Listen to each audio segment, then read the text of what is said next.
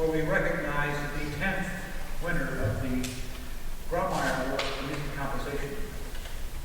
While this is our 10th year, and we've seen winners come and go, one of the great joys of this event and of this award is the fact that the compositions that are submitted for this award stay as part of our collection in our library. We now have approximately 1,400 pieces of contemporary music that is at the highest level, that represents a growing and ever more powerful collection in our library, one that will be a true hallmark for us in the future.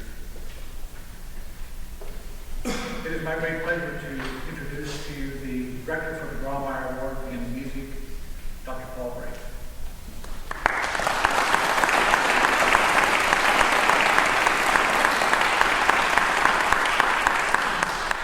Thank you. If I could take just a moment to reflect on the award and how we arrived at the award winner.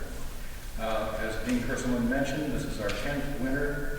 It is our 11th year. We did have 1 year we did not feel that there was a composition worthy of the award. We are very pleased that the way things have worked out over these 10 awards, not that we're keeping score, but we have 5 American winners now and 5 non-American winners. It's just balanced out beautifully. So it is truly an international award. This year we had 125 entries. And the way we arrive at a decision is a 3-stage process. The first stage is a screening done by the faculty, composition faculty of the School of Music. We narrowed that down to somewhere between 15 and 20. Then we have a second tier where we invite a conductor, a critic, and last year's winner to come back and pick 3. Each one is allowed to pick 3 from that selection of 15 to 20. And then the final winners, we could have as few as 3, as many as 9. We have a lay committee, people who love contemporary music, who are knowledgeable about contemporary music, but are not trained musicians. We give them tapes of the works. The tapes are numbered, so they don't know who they're listening to. They take the tapes home for a week, write down their votes, bring them back in, and we tally them up. That's how the winner is determined. We feel that this is a very, very fair process. It's been developed over the years of the award. This year's winner, we're very pleased, is John Adams, who's currently living in Berkeley. We were very fortunate that he was able to be with us this week. We happened to catch him on a return trip from Washington, D.C., where he just had a premiere of a new work for violin and piano. So without taking any more time away from John, we'd like to present him with the Grawemeyer medallion and ask him to share some thoughts with you. John Adams.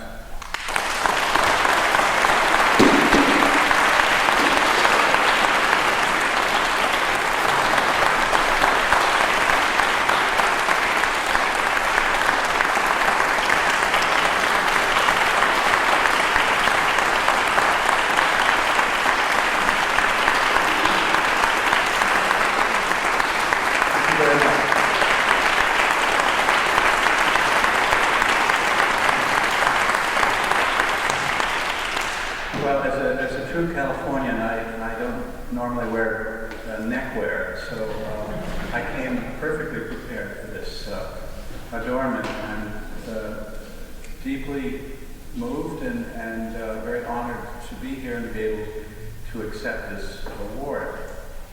And I have been asked to give a little talk, and I chose originally a rather provocative title for the talk, some popular and unpopular thoughts about new music. I've since decided to change the title and amend it a little bit so that, in a sense, it would be a little bit of a Bildungsroman, story of one composer's life in music. And I'm reminded of reading getting to the last page and discovering that he was only 45 years old, and wondering how anyone could have so much nerve to sum up his life when it was only half over. But I will attempt to give some picture of what conspired to bring me here in this room today, going back to not even my childhood, but the childhood of my parents and the locale of where I came from, and how I developed into the composer that I am today. Like many Americans, my parents were second generation. My father's father immigrated to New England via Minnesota from Sweden. He worked first as a cook for the loggers in Minnesota, and then eventually ended up in Massachusetts, where he owned and operated his own restaurant. He appeared to have absolutely no talent nor an interest for music, and this is always an unusual thing when a musical person suddenly sprouts in a family that otherwise has no inclination for music. And my father was deeply interested in music and began life as a clarinet player. And during the 1930s, during the worst part of the American Depression, he supported himself barely and his young family by playing saxophone in swing bands. My grandfather, on my mother's side, was one of those self-made men about whom my own father had a very cynical comment that the trouble with self-made men was that they were poor craftsmen. But he, in effect, was a kind of a village Babbitt. He was a man who never tired of talking about how he had come from Boston in 1917 and gone to this small lakeside resort town of the Weirs in Lake Winnipesaukee, New Hampshire. First year to play cornet in a small band. The second year he led the band. The third year he bought the dance hall. That's sort of like the character of Sinclair Lewis. But in fact, he did buy the dance hall, and that's where my mother met my father. My father had come up to play saxophone in a band called Ed Murphy's Raiders, and they were sort of a B band to the big events, which were the Goodman Band, the Dorsey Brothers, Fats Waller. And my uncle has a picture of himself as a 5-year-old boy sitting in an inner tube with Fats Waller in the water outside of the dance hall. The dance hall was built on pilings out over the lake. And I remember as a very young boy going to this dance hall in a Chris Craft boat. There were these beautiful sort of F. Scott Fitzgerald, Great Gatsby style boats with an indoor engine, and taking the boat across the lake on a moonlit night and hearing this dance hall and hearing the music of these big bands coming out across the lake. And people would arrive there in their cocktail dresses and drink and dance. And I heard the Duke Ellington Band at this dance hall in 1965, I believe. So that was the pedigree of my own parents, and I grew up in a small town in New Hampshire. I demonstrated at an alarmingly, disturbingly early age an interest in composing. I think probably the first pathological symptoms occurred in 1956, which was the bicentennial of Mozart's birth. It's a sort of depressing fact to think that we just passed the bicentennial of his death a few years ago. But that year, our teacher I was in the 3rd grade, read us the child's biography of Mozart. And while most of the kids in this small New Hampshire town were going up the walls with boredom and distraction, I was completely transfixed with this idea of a young boy who could write music. And that became a model for me, which I really held on to quite doggedly throughout the rest of my childhood. I think that, I've peppered my comments so far with a lot of humor, but in fact, what I'm trying to paint is a picture of an American childhood, which I suspect most, if not everyone in this room, have experienced.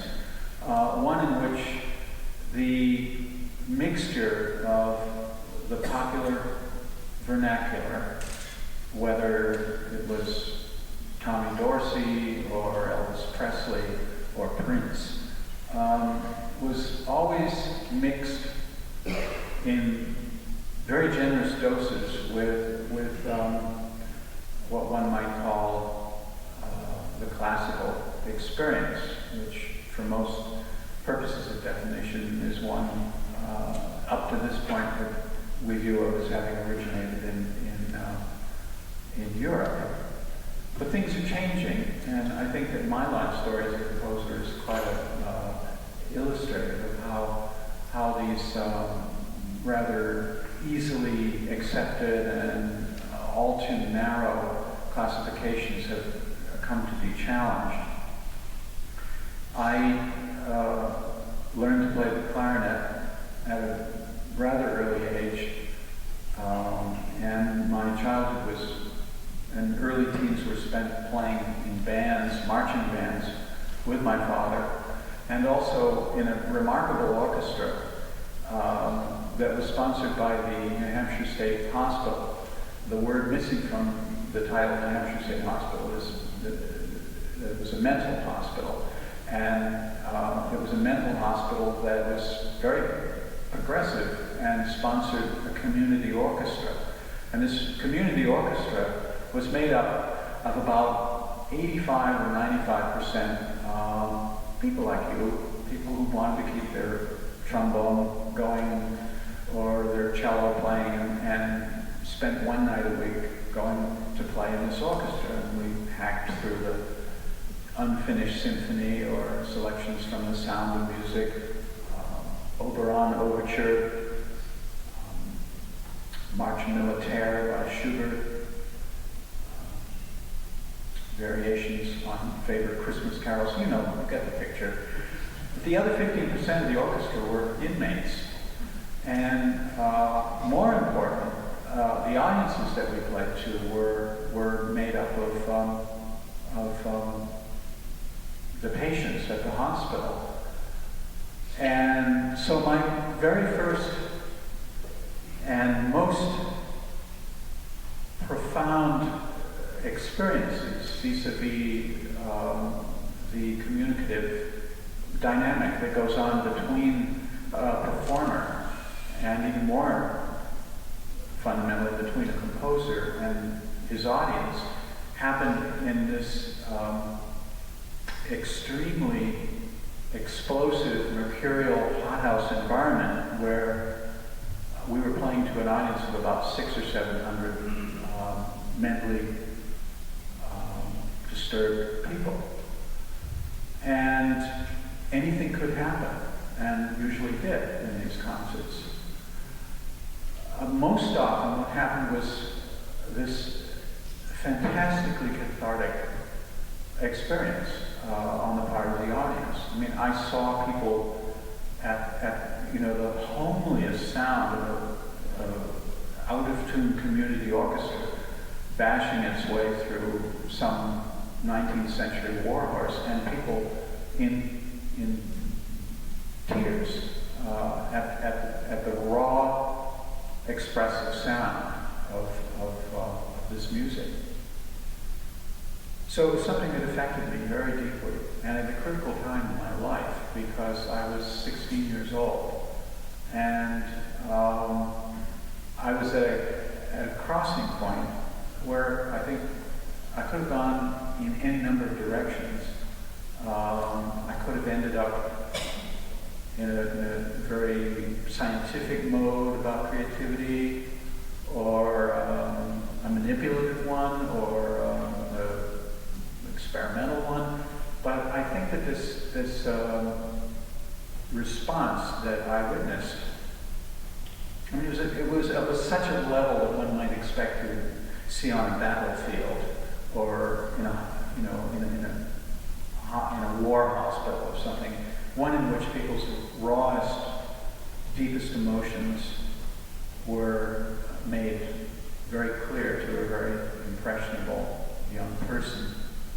So I cite that experience as being one of the key moments in my life where it became clear to me that music, although it can do anything and be anything to anyone, because it is, after all, nothing more than molecules banging against each other in space and eliciting nervous signals into the brain, and can be treated as integers. It can be operated upon as mathematics. It can be theorized from the most abstract or philosophical points of view. But fundamentally, it is this almost otherworldly, potent medium of expression. And when we often ask ourselves, why is it that we can see an unpleasant painting in a museum and simply turn away from it, but if we hear a work of music that gets on our nerves, its irritation point is 10 times as potent as any other art form. And equally, if we are affected by it and deeply moved by it, we often feel that no other artistic experience can equal it. And many great minds from the other arts, among them Goethe, Thomas Mann, James Joyce, always felt slightly envious of music. They always felt that no matter how brilliant and potent their gift may be, that somehow music had this capacity to go that one step further. And so we feel very lucky to be doing what we're doing. I want to paint also a little bit of a picture of the year 1969. This was the year that I graduated from undergraduate college at Harvard University. And I think it was another point of real crisis and critical evaluation from me, similar to that moment in my youth at the mental hospital. By 1969, the world of new music, and particularly the world for a young composer, had become very rigid, and the choices seemed to be limited. It was a tough time to make choices. As a 21-year-old male, there was also another choice which had to do with military service, which even limited one's options even further. It was a tight time, and being in school at a Ivy League college meant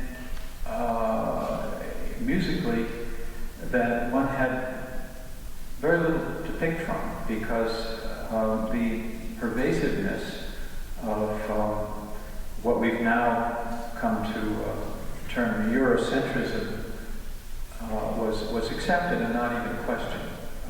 Music department, a really very fine music department, which had given the world many important figures, not the least of whom were figures like Leonard Bernstein and Elliott Carter, had an unquestioned allegiance to European music, and particularly Germanic music. So I was faced simply with a choice of Stravinsky or Schoenberg. It was sort of like going to a restaurant and having only two meals to pick from. And there was no question of an awareness of any ethnic music. There were some musicologists who had a special interest in Chinese music or African music, but they were indulged in these interests as if it were, I don't know, flag tying or managing a little baseball league or something. It was a hobby one did, but the real serious business was Germanic music. And Schoenberg therefore became a kind of a bête noire for me. My teacher was a Schoenberg student, and the 12-tone system was accepted dogma. And I found myself not particularly attracted to that. And what really interested me and excited me in a work of music, or in fact any work of art, was its ethnicity. I was really interested in what was Russian about Dostoevsky or Tolstoy, or what was French about Debussy or Couperin, or what was English about Dickens or Hardy, and what was American. And I really felt myself to be fundamentally an American artist. And I really couldn't rectify this education and these paradigms, these models that were being presented to me. Webern, Schoenberg, Stockhausen, Boulez, Berio, very accomplished and important figures, but people from whom I had very little empathy or were essentially not drawn to.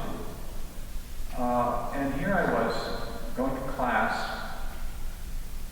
studying these pieces, counting 12-tone rows, and then going home and listening to the most incredible explosion of popular music, quite possibly in the history of American culture. Those of you who were alive and conscious in 1968, 69, post-fetal or wherever, may remember that one could turn on an AM radio, not even an FM radio, but an AM radio, and hear the most incredible string of hits, pop hits, and they were one after another. Were fantastic. I'll show our yes. This wasn't the beginning of great American pop music by any degree. I mean, 40 years before that, Duke Ellington was producing one masterpiece after another. And for those of you who can wax poetic about the 50s, I guess there was good music then too. Certainly, there was in jazz. So anyway, what I'm getting at is that there was a tremendous cognitive dissonance grinding away inside my brain, which is how am I ever going to rectify this terrible schizophrenia that's going on, that's being presented to me as a composer. On the one hand, I'm told that Webern and Schoenberg and Stravinsky are the models, and on the other hand, like a closet alcoholic, I'm going home to my room and listening to Disraeli Gears or Paul Butterfield or Aretha Franklin. So that was actually a crisis that I did not resolve at the time. I went sort of sideways in the solution to this. I discovered John Cage, and Cage was very seductive, very, very persuasive. I was given a copy of his book Silence by my mother as a graduation present from Harvard. And I don't think she had any idea what she was doing. She worked in an art gallery bookstore.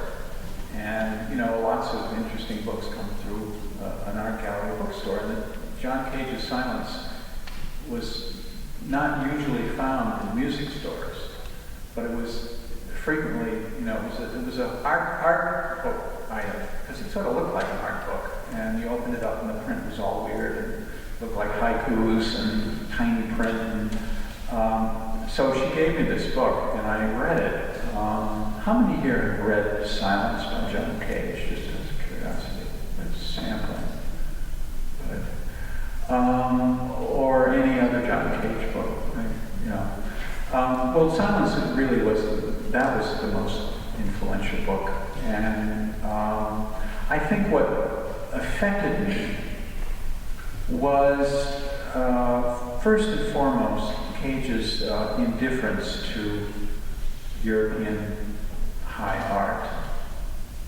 And now, I did not share that indifference.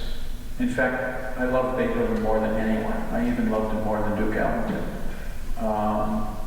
And I still do. But I was emboldened and excited by the idea that there may be another way to experience the world. And as you know, Cage, he proposed a lot of things, many of which I think turned out in the end, at least for me, not to be very interesting.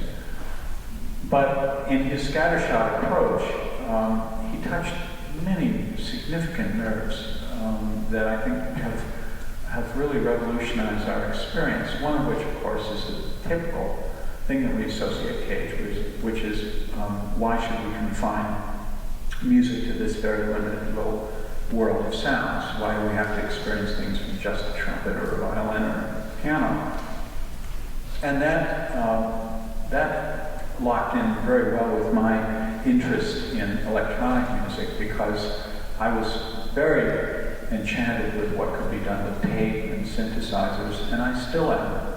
And Cage seemed to give me permission to step outside of the normal orchestral realm and experiment in sounds. Also, I think Cage took the role of artist into very new definition. He looked at art as a kind of cosmic form of play. And he took it away from our conventional notions of virtuosity and learnedness into something that had a kind of almost childlike innocence to it. Of course, this did produce a great deal of amateurism, and I was, deeply involved and gleefully involved in taking this form of amateurism to its ne plus ultra a few years later when I moved to San Francisco. But in retrospect, it was a very important thing because, again, I think Americans experience music in a qualitatively and certainly quantitatively different way than Europeans do. We don't even understand ourselves how different our relationship to music is. We have to step outside of ourselves. We have to spend a lot of time in other cultures to come back and see what a profoundly musical society we are, but how very different we treat music, and what a different thing music is for us than it is for many other societies. In 1971, I threw in the sponge, or the towel, I guess it is, and went to California. Now, the traditional thing was to go to Europe after one finished one's graduate studies, and I did just the opposite. Articulate outlaws of American culture who had all, at one time or another, gone to California and found some kind of a spiritual food there. So I went out to San Francisco not knowing anyone and spent a very confused first year looking for work. I ended up driving a forklift on the waterfront in Oakland, California for part of that year, and working as a building superintendent the second part of the year. And I was about to go back and continue my academic education, but I landed a job at what was grandiosely called a conservatory, the San Francisco Conservatory of Music, which at the time was not much more than a piano academy or an accordion academy, but they were very happy to have me there because I could teach anything, and they made me teach anything and everything. I taught opera and music theory and clarinet, and I conducted the orchestra and taught electronic music. I built a synthesizer, and I think I even served on the graduate committee. We had 4 graduate students, most of whom were on the GI Bill, wanted to learn to write pop music. But it was a really good place to develop my ideas. And I must say that seriously, California meant something important for me. I really thought that there was indeed a kind of West Coast sensibility. And I think to this day that the West Coast of the United States has a certain affinity, an openness to other cultures, which makes it unique. It may partly have been the proximity to the Orient. It may have been the fact that the mix of cultures is so unvarnished and so yet to be sublimated, yet to be smoothed over. Any of you who read the news about Los Angeles or Seattle, San Francisco, know how the racial mix there is always potentially explosive, but in fact what it really is marvelously fluid and stimulating. Also, what I experienced in California in the 70s was a world of experimental music, which included a lot of people who were influenced by Cage, but also composers such as Robert Ashley, Alvin Curran, Alvin Lucier, Gordon Muma, the British experimental composer Gavin Bryars, who I brought to this country for the first time and even recorded his now famous hit, Jesus' Blood Never Fails Me. I don't know how many of you know this piece by Gavin Bryars. And it was very influenced by the scratch music that was developed by Cornelius Cardew, a refugee from Karl-Heinz Stockhausen who had gone back to his home in England in the 70s and become a radical Maoist, and had developed a school of music based on social responsibility. And it was kind of a new form of Gebrauch music, a new form of Lehrstücke music, where the compositions were very simple. They were meant to be playable by the worker in the street and appreciable by any blue-collar worker. Of course, the problem with Cardew was that he was tragically out of date. He was, in fact, such an intellectual that he didn't realize that blue-collar workers were listening to Cream and the Rolling Stones and couldn't have cared less about his arrangements of communist Chinese folk songs. But it was interesting, and I think that brush with social engineering or social consciousness had an effect on me later on when I began to compose operas. In 1970 or so, I had my first encounter with minimalism. I heard a piece by Terry Riley called In C. I'm sure everybody in this room either knows the piece or knows about it. It was the most primitive manifestation of what became to be known as minimalism in music, a kind of tribal rock number that hovered around a pulsating high C on the piano, little fragments and motifs that were all conjoined or derived from similarly simple ideas.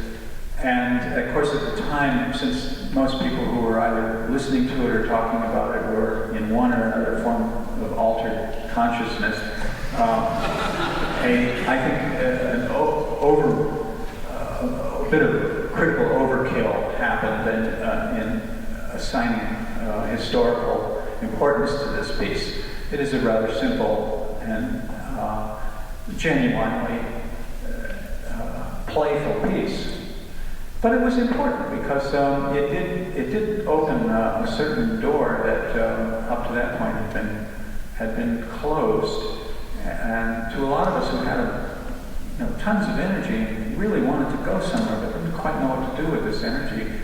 A piece like In C suddenly said, "Wow, maybe there's hope left after all. Maybe rhythm and harmony and tonality have some completely as yet undiscovered new second manifestation." In 1974, I heard Steve Reich ensemble. They came through San Francisco and did drumming. And any of you who've experienced the Steve Reich ensemble live doing drumming know that it's quite a performance. It's a very, very tightly organized, almost militarized scene on the stage. Everyone was dressed very neatly in the same outfits, and the movement from one instrument to another and the movement from one timbre to another was all tightly organized.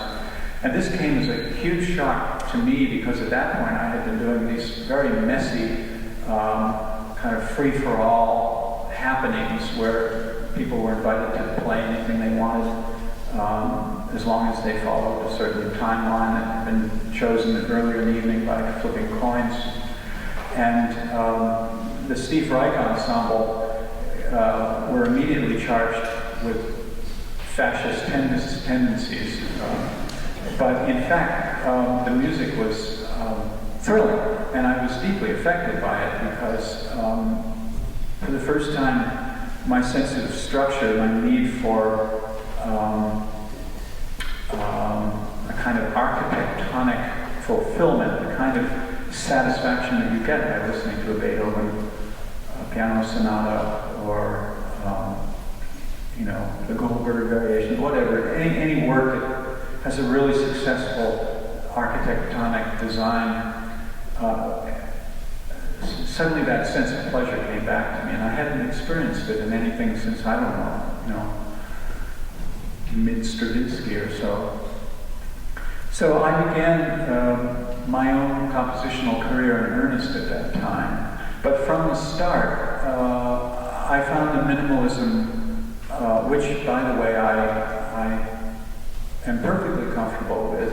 It's amazing how often I'm asked, pardon me if I mention the N-word, but what do you feel about the term minimalism? And I think it's a perfectly usable term. We use terms in the history of art. If you go take a course in art history, you'll be presented with a whole notebook full of terms to learn. Cubism, Rococo, Gothic, Abyssinian, you have it. And by minimalism, we know pretty much of which we speak if we use that term. We're talking about music that essentially has three elements. It has tonality with very slowly evolving or let's say with a harmonic rhythm that's slowed down. It has regular pulsation. And third, it's constructed largely through means of reiterative building blocks, small motive clusters, which are through reiteration, create large-scale structures. And those are really essentially the three calling cards, or the three identifiable elements of minimalism. But from the start, I found that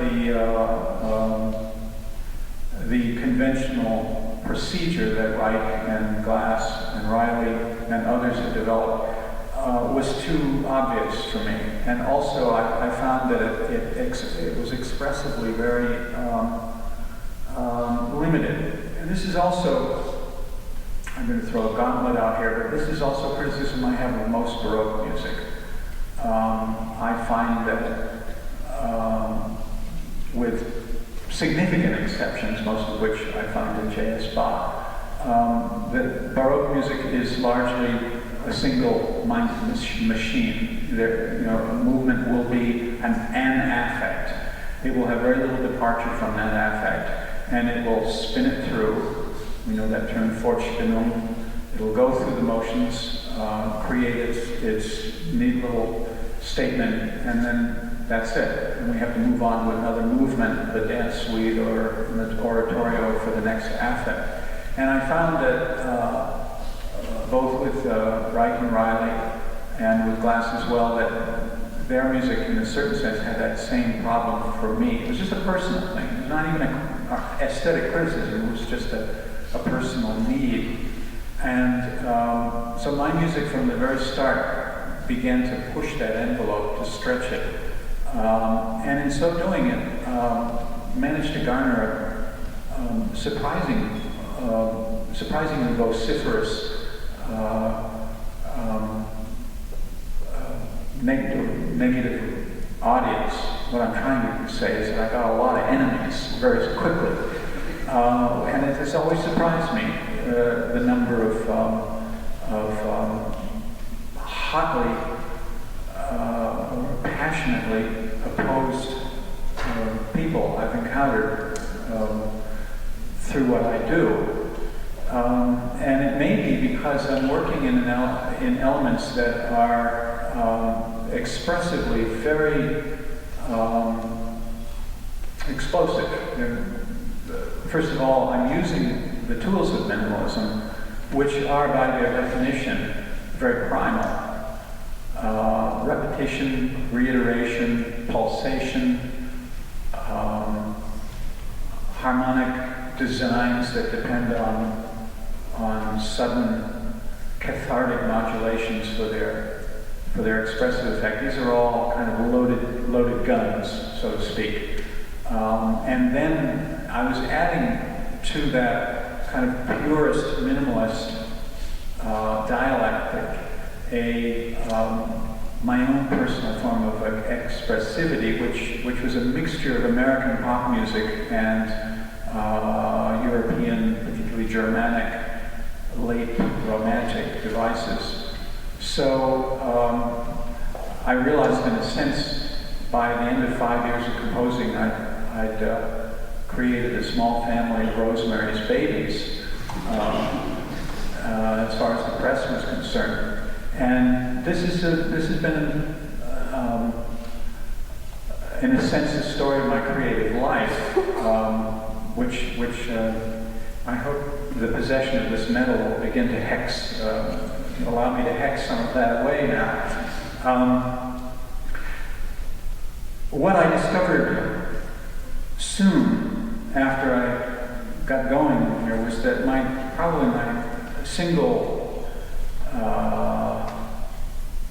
most powerful gift was on the stage. That these expressive tools work very well in theater, and so in 1985 I began work on my first opera, which was Nixon in China, and Nixon in China became a very key event for me, not only because it was a high-profile event, but also because it allowed me, in a sense, to personally reconcile those elements that I spoke of earlier that on the one hand I could become an inventive, expressive composer, but I could also reconcile this terrible dissonance that I felt while I was in college between European high art and American vernacular culture. And the story was perfect for it, because it was a story that on the one hand was about very banal people. Who could be more banal than Richard Nixon? And on the other hand, we were talking about the clashes of two of the most powerful countries or cultures on the planet. And I felt that opera, more than any art form, could deal with these issues. It could deal with personal issues, which were examined in this opera on the most intimate of levels. I mean, we look with complete brutal honesty at the personal relationships between Nixon and his wife, between Nixon and Kissinger, between Mao and Zhou Enlai, and the most interesting and provocative of all, between Mao and Madame Mao, and also between Madame Mao and all the youth of China in the way she manipulated them to create the Cultural Revolution. It was also a story of how Americans, in their marvelous presumption about cultural superiority, stumbled into this unknown culture completely unprepared for the event. And it allowed me to use my own musical expressivity to explore events that existed really at a level of great global importance. And I think that that's something that opera can do. I think Wagner knew that, certainly Verdi knew it, Mussorgsky knew it, Janacek knew it, Beethoven knew it. So that really, I think, began to, for me, solidify my awareness and my growth as a composer. I followed it in 1991 with a second opera, which also was fundamentally about Americans, although most people did not get that at the time. It's The Death of Klinghoffer, which is a ceremony, I suppose one could say it, even though it's in the form of an opera, about the hijacking of this Italian cruise liner and the subsequent murder of this elderly Jewish American who was confined to a wheelchair, Leon Klinghoffer, by a group of very young Palestinian men who had come onto this boat, this Italian cruiser, and hijacked it essentially as a public relations stunt, and had been really duped into thinking that this would never turn ugly, and they would achieve their goal, and they would be allowed to get off the ship in Syria, and everything would be fine, and no one would be hurt. But of course, they were unwittingly pawns in the hands of much darker powers, and the end result of that was their frustrated and possibly even hysterical killing of this one handicapped American Jew. And this opera seemed to me to be expressive of not only our time, the clash of religions, the clash of cultures, the clash of economics, sort of thing we see today going on between Algeria and France, this seemingly unendless situation in Yugoslavia, or what still continues to go on in the Middle East. But it's seen from the point of view of Americans, which is essential, because I think of myself fundamentally as an American ethnic composer. And Klinghoffer, in a sense, was again an expression of my awareness in the world of being an American.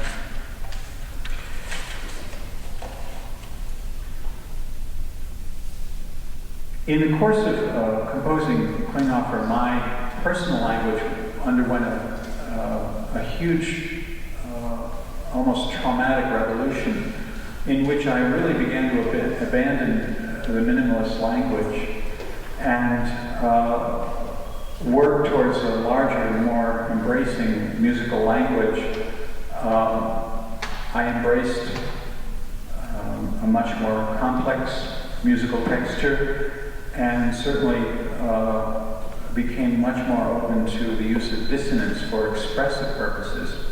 And I think that it's interesting that the work that is the winner of this year's Grawemeyer Award, the Violin Concerto, is a piece that sits very precariously on the edge of a stylistic abyss for me, because I think that in the first part of this concerto, I had reached the point of no return personally, in terms of going away from my American and minimalist roots. First movement strikes me in retrospect as, although I love the work very much, as a piece that is heavily indebted to European language.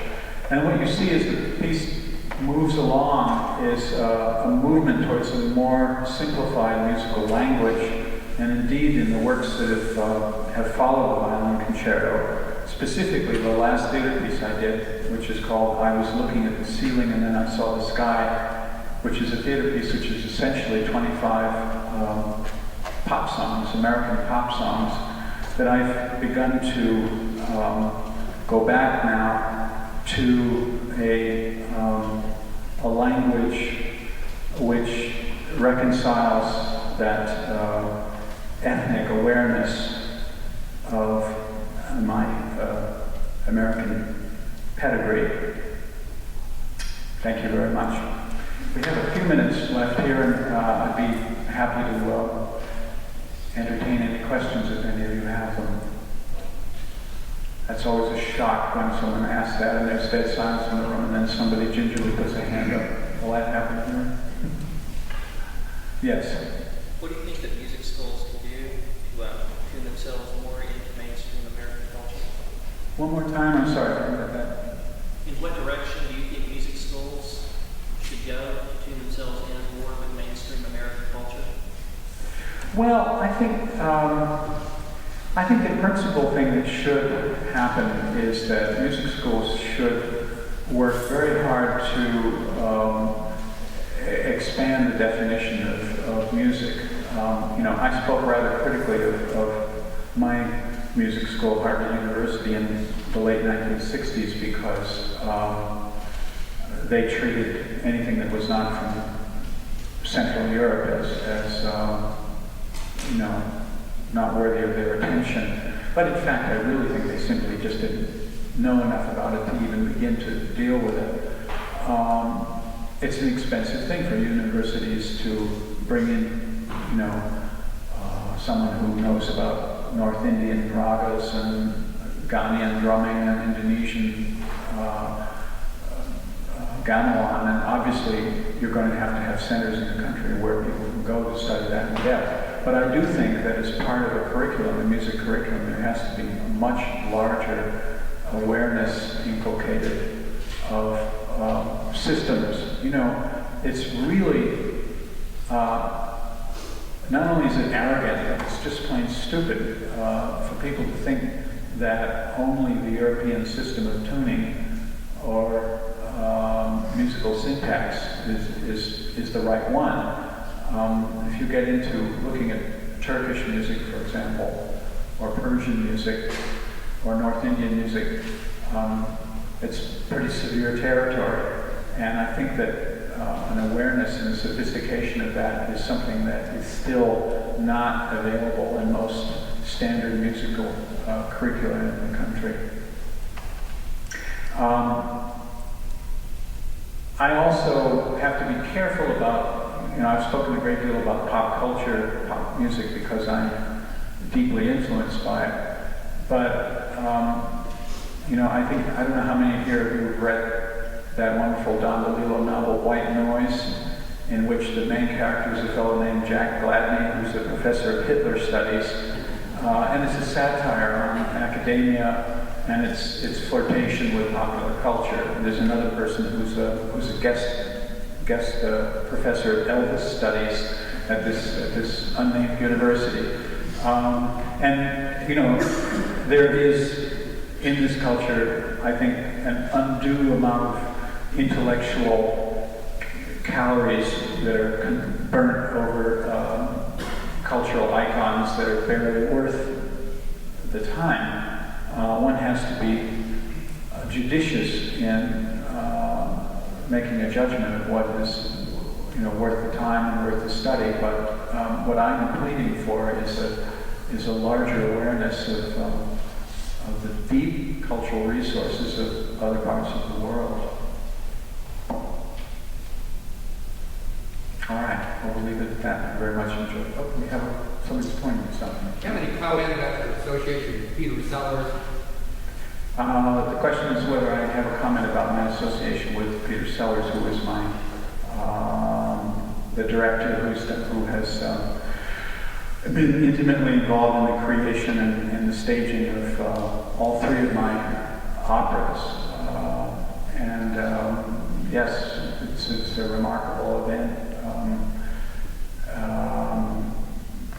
He's the person for whom the social power of art is an unquestioned force. I, at times, don't go to the extent of social and political pointedness that he advocates, but I think in a sense it's the engine that makes his work happen, and it's fundamentally a deeply compassionate one. And in some cases it's remarkably powerful. The recent work that I spoke of, which is essentially, it's a strange work. It's a work of 25 pop songs which tell a story and are staged. It's not an opera. It's not a traditional musical. It really is something new. It's not a rock opera. The cast are young Americans, most of whom we got from Broadway auditions. 3 African Americans, 1 Asian American, 1 Hispanic woman, and 2 Caucasian Americans. So it's a real melting pot and a real picture of what life in inner city Los Angeles is like. But the fundamental thrust of the work, although it's political on the surface, is one of fundamentally of human values. And I think, again, I think of Brecht and Wedekind and Ibsen, all those playwrights for whom there was a deep social thrust to their work, but for whom the fundamental experience that one takes away from the theater is one of deep human awareness. And I hope that that's what the end result of these operas is. Yeah. Do you think the European critics, when they saw Nixon in China, got your point? Do I think that the European critics got my point? When they saw Nixon in China? Well, I hate to say this, but I suspect that they probably got it better than American critics did. With the case of this new piece, which is about race, on the surface anyway, it's about racial tensions in Los Angeles, a subject about which you probably haven't heard much this year. This piece received a phenomenally negative response in the U.S. Now, not all of it had to do with the politics. People had lots of bones to pick with the staging and with the music and the poetry. But it is interesting that the level of hostility that it elicited in the U.S. press was so strong. And then the moment the piece got to Europe, the opposite happened. And it was